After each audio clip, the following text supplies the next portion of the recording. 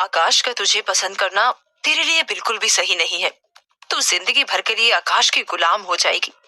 और वैसे भी ऐसे इंसान से किसी को कैसे प्यार होगा जो हर वक्त गुस्से में रहता हो। ओबरॉय मेंशन के डाइनिंग टेबल पर डिनर करते हुए रिया ने मन ही मन खुद से सवाल किया। जब से रिया को पता लगा था कि आकाश के मन में उसके लिए फीलिंग है, तब से आकाश उसे अलग ही नजर आने लगा था। डिनर टेबल पर जब भी आकाश उसकी तरफ देखता, रिया को लगता शायद आकाश उसे प्यार की नजरों से देख रहा है। जब भी आकाश का हाथ उसके करीब आता, रिया को लगता आकाश का हाथ उसे प्यार से छूने के लिए आ रहा है। एक पल के लिए रिया ने आकाश के असिस्टेंट की जगह एक सच्ची वाइफ बनकर सोचा। रिया ने देखा आकाश ने उसका बटर चिकन खाना बंद करवा दिया था। उसके घर से अकेले निकलने में पाबंदी लगा दी थी। रिया को गिन्नी के पार्लर पर उसकी बगल वाली सीट पर बैठा आकाश नजर आ रहा था और आकाश ने उसके सभी कपड़ों का कलर ब्लैक करवा दिया था। यहाँ तक कि उसके बच्चे भी आकाश की तरह ही उस पर चिल्लाने लगे थे। तभी रिया ने चिल्लाकर कहा, नहीं मिस्टर ओबरॉय, हम दोनों हस्बैंड वाइफ नहीं बन सकते। जैसे ही रिया को महसूस हुआ कि ये सब बस एक ख्वाब है, वो असहज हो गई। उसने देखा आकाश और डीके उसकी तरफ बहुत चक्के से देख रहे हैं। रिया दोनों को नजरअंदाज करते हुए डिनर करने लगी। उसने मन ही मन कहा, अगर मिस्टर ओबरॉय सच में मुझे प्यार करता है तो मैं अब उन्हें बोल दूंगी। मुझे आप में कोई इंटरेस्ट नहीं है, लेकिन इससे पहले मुझे सिमरन की सच्चाई जाननी होगी। डिनर के बाद रिया आकाश के कमरे की अलमारी में घबराहट से कुछ ढूंढ रही थी। अलमारी में सामान यहाँ वहां करते हुए रिया ने घबराहट के साथ मन ही मन कहा, अगर मिस्टर ओबरॉय का सिमरन के साथ कुछ रिश्ता है तो उनके पास सिमरन से जुड़ी ऐसी कोई ना कोई चीज तो जरूर होगी जिससे उन दोनों का रिश्ता साबित हो सके। रिया को इस तरह आकाश के कमरे में बिना पूछे आना बिल्कुल भी अच्छा नहीं लग रहा था, लेकिन रिया ने अपने दिल को इस बात से तसल्ली दी कि वो कोई चोरी नहीं कर रही। वो तो बस एक सच की तलाश में खोजबीन कर रही थी। लेकिन रिया ने देखा कि आकाश की अलमारी में ढेरों कपड़े, टाई, बेल्ट के अलावा और कुछ भी नहीं था। रिया ने मायूसी के साथ मन ही मन कहा, मिस्टर ओबरॉय, वैसे आपकी शक्ल देखकर लगता नहीं आपको कोई लव लेटर लिखेगा, ना ही कोई प्यार भरे तोहफे भेजेगा। मैं शायद बेकार ही कोशिश कर रही हूँ।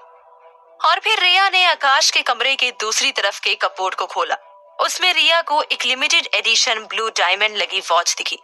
वॉच को देखते ही रिया को तुरंत याद आ गया कि इस वॉच का जिक्र अमीगो ने भी उससे किया था। रिया ने मन ही मन कहा, आखिर ये वॉच मिस्टर ओबरॉय के पास क्या कर रही है? कहीं मिस्टर ओबरॉय ही अमीगो? नहीं, मेरा अमीगो मुझ पर कभी भी हाथ नहीं उठाएगा। अलमारी के दूसरे कोने में और भी गिफ्ट्स थे जो आकाश ने अपनी बटरफ्लाई के लिए खरीद कर रखे हुए थे। लेकिन इससे पहले रिया की उन गिफ्ट्स पर नजर पड़ती आकाश अंदर आ गया। आकाश को देखकर रिया के हाथ पांव फूल गए और वो डर से थर थर कांपने लगी। आकाश रिया को अपने कमरे में देखकर चौंक गया। उसने कड़क लहजे में कहा, तुम मेरे कमरे में क्या कर रही हो रिया? रिया को कुछ भी नहीं सूझ रहा था। एक पल के लिए रिया का मन हुआ कि आकाश को सच बता दे, लेकिन दूसरे ही पल रिया को एहसास हुआ कि आकाश उसे सिमरन के बारे में कभी नहीं बताएगा। रिया को यह भी लगता था कि अगर आकाश के मन में उसके लिए कुछ फीलिंग है, आकाश उसे अपनी फीलिंग के बारे में नहीं बताएगा। इसलिए रिया को लगा आकाश को सच बताने में कोई फायदा नहीं था। इतने में आकाश रिया के पास आ गया। इस बार आकाश ने गुस्से में रिया से कहा, रिया कपूर, मैंने पूछा तुम मेरे कमरे में क्या कर रही हो? रिया ने हिम्मत जुटाई और आकाश से कड़क लहजे में कहा, मिस्टर ओबरॉय, आप भी मेरे कमरे में रात में कभी भी चले आते हैं। मैंने तो कभी भी नहीं रोका आपको। ये सुनकर आकाश चुप हो गया, लेकिन रिया जानती थी कि इतनी सी बात से आकाश संतुष्ट होने वाला नहीं है। रिया ने गुस्सा दिखाते हुए आकाश से कहा, कल आपने जब मुझे चोट पहुंचाई तो उस वक्त मेरा हेयर रबर नीचे गिर गया था, उसे ढूंढने आई थी, मिल गया है। रिया ने आकाश को रबर दिखाया जो अभी अभी उसने सर से उतारा था और फिर रिया कमरे से चली गई। वहीं आकाश व्हील चेयर पर बैठा निशब्द होकर रिया को जाते देखता रहा। अगले दिन ऑफिस के रिसेप्शन से रिया को कॉल आया कि कोई उससे मिलने आया है। रिया ने नीचे जाकर देखा एक लड़का रिसेप्शन की सीट पर परेशान बैठा हुआ है। रिया को देखकर वो खड़ा हो गया। रिया के पास आकर उस लड़के ने रिया से कहा, रिया, मैं गिन्नी का बॉयफ्रेंड निखिल हूँ। उस दिन गिन्नी के बुटीक में देखा होगा तुमने मुझे। रिया को याद आया कि वो निखिल ही था। जो गिन्नी के साथ कमरे में रोमांस कर रहा था। रिया ने मन ही मन कहा, आखिर ये मुझसे मिलने क्यों आया है?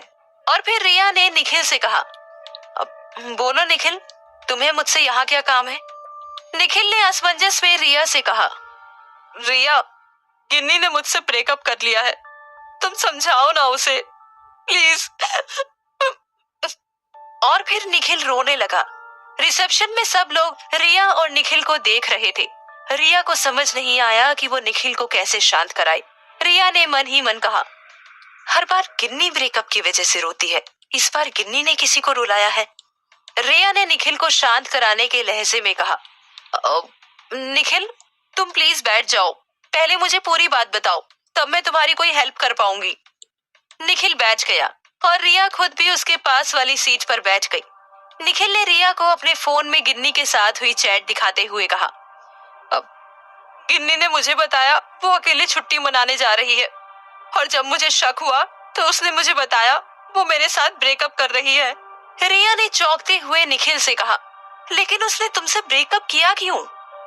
निखिल ने खींचते हुए रिया से कहा, मुझे नहीं पता, पता नहीं ऐसा क्या दिखा गिन्नी को उस लड़के में, बोलती है ब्लाइंड डेट पे मिली थी उससे। ये सुनकर रिया चौंक गई और उसने मन ही मन कहा, ब्लाइंड डेट पर तो गिन्नी आर्यन से मिली थी, लेकिन गिन्नी आर्यन को क्यों डेट करेगी? मुझे सच जानना होगा। और फिर रिया ने अपनी सीट से उठते हुए निखिल से कहा, निखिल, जैसे ही गिन्नी छुट्टी से वापस आती है मैं बात करती हूँ उससे, तुम ध्यान रखो अपना। इतना कहते हुए रिया गिन्नी के बारे में सोचते हुए लिफ्ट की तरफ चली गई। वापस केबिन में पहुंचकर रिया ने गिन्नी को कॉल करने की कोशिश की, लेकिन गिन्नी का फोन बंद था।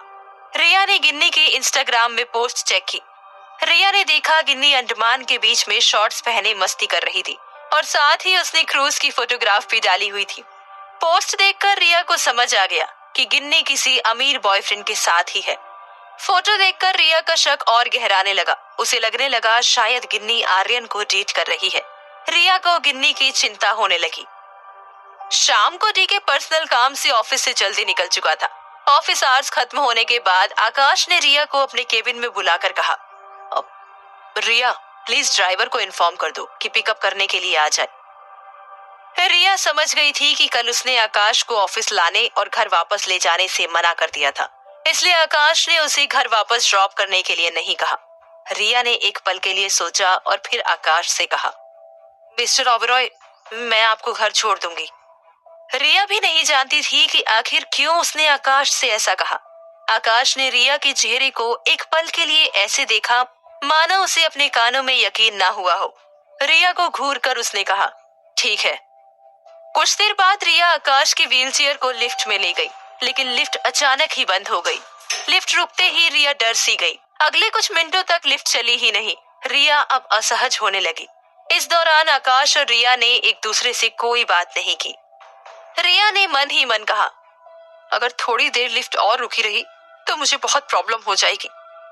वहीं आकाश ने गुस्से में अपने आप से बातें करते हुए कहा, लिफ्ट से बाहर निकलते ही आज ये लिफ्ट वेंडर को बर्बाद नहीं किया तो मेरा नाम भी आकाश ओबरॉय नहीं। और फिर आकाश ने रिया की तरफ देखते हुए कहा, रिया, इमरजेंसी अलार्म का बटन दबाओ। रिया की सांसें फूल रही थी और उसे सब कुछ धुंधला नजर आने लगा। आकाश ने उस पर चिल्लाकर कहा, रिया, देख क्या रही हो, इमरजेंसी अलार्म का बटन प्रेस करो। रिया की सांस उखड़ रही थी। उसने हकलाते हुए कहा, मिस्टर ओबरॉय, मुझे मुझे बंद कमरे में सांस लेने में दिक्कत हो जाती है। आकाश समझ गया कि रिया परेशानी में थी। आकाश ने अपनी व्हीलचेयर रिया की तरफ मोड़ी। वो उसके पीछे ही खड़ी थी। आकाश ने रिया के दोनों हाथ अपने हाथ में लेकर कहा, रिया, आंख बंद करो और इमेजिन करो तुम हमारी बिल्डिंग की टेरेस पर खड़ी हो। आकाश के हाथों का स्पर्श पाकर रिया को महसूस हुआ कि इस लिफ्ट में उसके अलावा और कोई भी था। रिया ने अपनी आंखें बंद कर ली। वो सोचने लगी वो खुली हवा में टेरेस में खड़ी थी। आकाश ने इतने में रिया की आंखों में देखकर कहा, रिया, एक गहरी सांस लो और फिर धीरे से हल्की हल्की सांस लो। सोचो तुम टेरेस से शहर को देख रही हो। रिया ने गहरी सांस लेकर अपनी सांस पर से ध्यान हटा लिया। वो भूल ही गई कि वो लिफ्ट में थी। वही आकाश रिया की आंखों में देखकर खो सा गया। उसने मन ही मन सोचा, रिया, आखिर तुम्हें देखकर क्यों मुझे बटरफ्लाई की याद आती है। मेरी बटरफ्लाई ने भी मुझसे कहा था कि बंद कमरों में उसकी सांस फूलने लगती है। कुछ देर बाद रिया की आंखों में ग्राउंड फ्लोर से आती तेज रोशनी पड़ी और रिया की आंख खुल गई। रिया ने देखा लिफ्ट ग्राउंड फ्लोर पर आ चुकी थी। आकाश अभी भी रिया का हाथ पकड़े उसकी आंखों में देख रहा था। रिया का मन हुआ अभी इसी वक्त आकाश को थैंक यू बोलकर गले लगा ले, लेकिन फिर आकाश को अपना हाथ पकड़े देख रिया असहज हो गई। उसका मन हुआ कि आकाश को कहे, ऐसे घूरना बंद करो। तभी रिया ने देखा सामने रिसेप्शनिस्ट दोनों को देख मुस्कुरा रही थी। रिया ने अपना हाथ छुड़ाते हुए आकाश से कहा, मिस्टर ओबरॉय, हम ग्राउंड फ्लोर पर आ गए। आकाश ये सुनकर बटरफ्लाई के ख्यालों से जागा। उसने अपनी व्हील चेयर रिसेप्शन की तरफ मोड़ ली। लिफ्ट से बाहर आते ही आकाश ने गुस्से में चिल्लाते हुए रिसेप्शनिस्ट से कहा, लिफ्ट क्यों बंद हुई? अगर मेरी असिस्टेंट को कुछ हो जाता तो कौन जिम्मेदार होता? मुझे बिल्डिंग मेंटेनेंस का सारा स्टाफ यहाँ पर चाहिए, अभी के अभी। आज सबकी नौकरी जाएगी। रिसेप्शनिस्ट ने डर से कांपते हुए फोन लगाना शुरू कर दिया और थोड़ी देर में सभी लोग रिसेप्शन पर जमा हो गए। आकाश सब पर गुस्से से चिल्ला रहा था। अपने लिए आकाश के मन में इतनी केयर देख रिया ने मन ही मन कहा, मिस्टर ओबरॉय, क्यों आप मेरे शक को यकीन में बदलने में लगे हुए हैं? शायद आप मुझसे प्यार करने लगे हैं। मुझे बस किसी भी तरह इस सिमरन का सच जानना है। मैं समझ जाऊंगी आपके मन में मेरे लिए क्या है। क्या रिया जान पाएगी आकाश के मन में उसके लिए क्या चल रहा है? क्या रिया सिमरन का सच जान पाएगी? क्या रिया जान पाएगी गिन्नी किसे डेट कर रही है और कौन सी मुसीबत में फंसने वाली है? जानने के लिए सुनते रहिए बंदनी।